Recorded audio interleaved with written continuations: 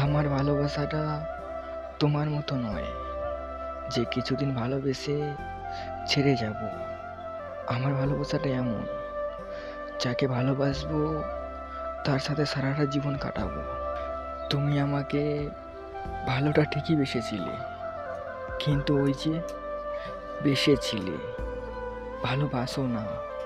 যেমন তুমি তেমন তোমার ভালোবাসাটাও ছেড়ে গেল, তো আবার আবার আমাকে একা ফেলে চলে গেলে।